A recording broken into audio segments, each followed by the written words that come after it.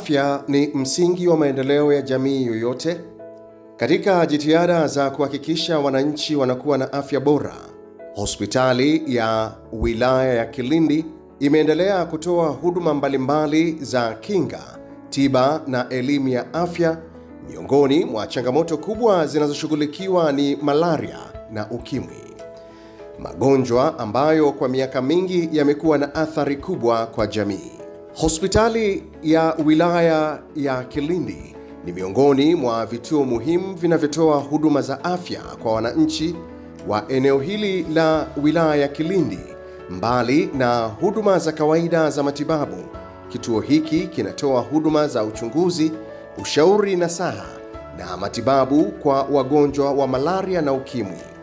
Malaria ni mojawapo ya magonjwa yanayoathiri wananchi wengi, hususan watoto chini ya miaka 5 na wanawake wajawazito.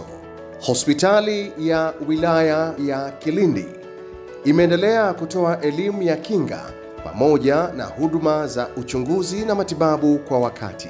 Kupitia usambazaji wa vyandarua vyenye dawa, elimu ya matumizi sahihi ya vyandarua pamoja na kuhamasisha usafi wa mazingira, idadi ya wagonjwa wa malaria imeendelea kupungua siku hadi siku. Kwa majina naitwa Neema Jafet Elias, ni afisa muuguzi msaidizi katika hospitali ya wilaya ya Kilindi. Nipo katika idara ya magonjwa ya nje, kitengo cha mapokezi. Shughuli kubwa tunaifanya hapa mapokezi ni kupokea wagonjwa na kuwasajili, kisha kuwachukua vipimo vya awali kama vile joto la mwili, mapigo ya moyo, shinikizo la damu, kiwango cha upumuaji, uzito na urefu. Baada ya hapo tunawaelekeza waende kwenye vyumba vya madaktari.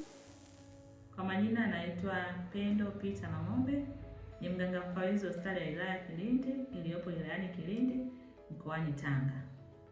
Historia fupi ya hospitali yetu ya wilaya ya Kilindi. Hospitali ya wilaya ya Kilindi ilianza kutoa huduma rasmi tarehe 23 mwezi wa pili 2024, ambapo inahudumia kata 21 iliyo na vijiji 102 na wakazi 398. Hospitali ya wilaya ya Kilindi inatoa huduma mbalimbali ikiwemo kuona wagonjwa wa nje, huduma za dharura, huduma za maabara, huduma za idara ya mionzi, huduma za mama, baba na mtoto, huduma za upasuaji mkubwa na mdogo, huduma za kujifungua, lakini pia tunatoa huduma za tiba kinga na pia tunafanya vipimo vya kujua maumbile ya moyo ambao tunaita echo na kipimo cha umeme tunaita ECG. Hali ya maambukizi ya malaria kwa hospitali ya wilaya ya Kilindi ni 3.5% kwa mwaka 2025, lakini tumepunguza mpaka 3% kwa mwaka 2026, na hii ni kutokana na utoaji wa elimu unaoendelea katika makundi mbalimbali ya mama, baba na mtoto, lakini pia tumeendelea kutoa dawa kinga kwa wajawazito ambao wanapata kila awamu wanapokuja baada ya mimba kufikisha miezi 16, lakini pia tumeendelea kutoa neti kwa makundi maalum ambayo ni wamama wajawazito, watoto chini ya miaka 5, lakini pia tumetoa neti kwa kila kaya. Tunaishukuru sana serikali ya awamu ya 6 inaongozwa na Mheshimiwa Daktari Samia Suluhu Hassan kwa kuweza kuwezesha zoezi hili la utoaji wa neti kwa kila kaya, ambapo inaweza kusaidia upungufu wa maambukizi ya malaria, lakini pia upatikanaji wa dawa.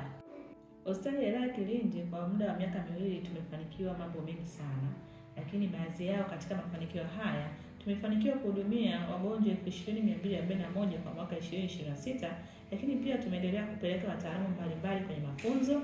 Tumepeleka wataalamu walioenda kujifunza jinsi ya kuhudumia watoto wetu wa utapiamlo, lakini pia watoto njiti na kwa ajili ya vipimo vya moyo ambao tunaita ECG na echo.